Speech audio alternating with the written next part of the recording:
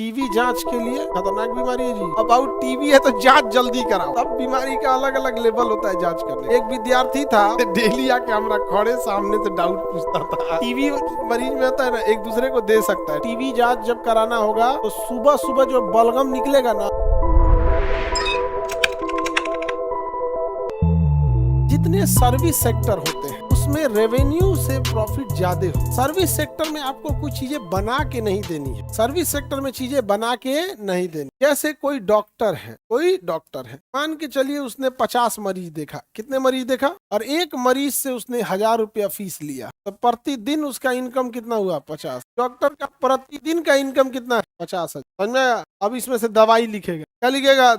दवाई में 50% कमीशन। आप खून निकाल के जांच कराए, ब्लड जांच, उसमें फिर एमआरआई या सीटी स्कैन, अल्ट्रासाउंड, कोने न कोने को मशीन पे भेजेगा, उससे कुछ न कुछ आप देखिए, अगर कोई मशीन लगा रहा है तो उस मशीन से अगर उसे 50,000 रुपया आ रहा है और कोई डॉक्टर को 50,000 रुपया आ रहा है, दोनों में ज्यादा प्रॉफिट किसको होगा? सर्विस सेक्टर वाला। इसमें देखा, इसे पर्ची उर्ची लिख दिया है, उसका अपना कॉस्टिंग ज्यादा नहीं आएगा। लेकिन अगर वही कोई एक्सरे लगाया है तो पहली बात की एक्सरे में अब दू जानी चाहिए, एगो टेक्नीशियन, एक तो डॉक्टर, फिर बिजली खाएगा अलग, सबका अलग अलग लेवल हो जाएगा। समझ रहे हैं? तो रेवेन्यू, किसी को दिक्कत? टीबी जांच के लिए, टीबी खतरनाक बीमारी है जी। इसका टीबी जांच जब कराना होगा तो सुबह सुबह जो बलगम निकलेगा ना, उसी से जांच होगा।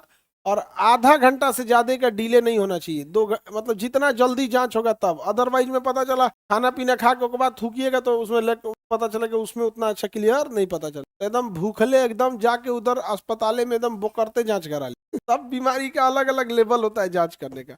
अबाउट टीबी है तो जांच जल्दी कराओ। एक विद्यार्थी था, डेली डाउट क्वेश्चन आके पूछता था। एक बार 10-15 दिन के बाद आया पूछने, तो हम उसको डांटे, एक रेगुलर क्लास काहे नहीं करते, काहे गैप किए थे? कहते सर टीवी न है, हमको इलाज कराने गए। हम कैसे सोचते नहीं, डेली आके हमारा खड़े सामने से डाउट पूछता था। डेली सामने से डाउट पूछता। टीवी मरीज में होता है ना, एक दूसरे को दे सकता है टीवी, और इजिली फैल जाता है। अब हमको खांसी होता है भयानक लेवल का। अब हम क्या करें? तो फिर हमें खांसी हुआ, हम खांसी की दवा जानबूझ के नहीं खाएं, और थोड़ा सा ठंडा दही हुई खा लिए कि खांसी थोड़ा और बढ़िया से हो, ताकि फिर बलगम निकाल के हम जांच करा सके हमको हुआ है कि नहीं हुआ है। जी का जंजाल करा दिया यहाँ पे, क्योंकि अगर हमें हो जाएगा तो हम आप सबको दे देंगे। तो भाई जरूरी हो जाता ना, या तो फिर हम आगे यहाँ से फिर शीशा उषा लगवाते, इस पार से पढ़ाते उस पर। अब हम क्या कर सकते थे? उसको जान खांसी हुआ हमको, उसका जानबूझ के उसको दवा नहीं कराएं, 15 दिन उसको बढ़ने दिए, जब बढ़ गया तब जांच कराएं। तब हमको पता चला था कि नहीं एकदम सुबह का बलगम से जांच होता है, वो भी आधा 1 घंटा से ज्यादा का डिले नहीं होना है। तब पता चला नहीं हमको नहीं हुआ है। तो हम कहे कि गजब गजब होते हैं सब।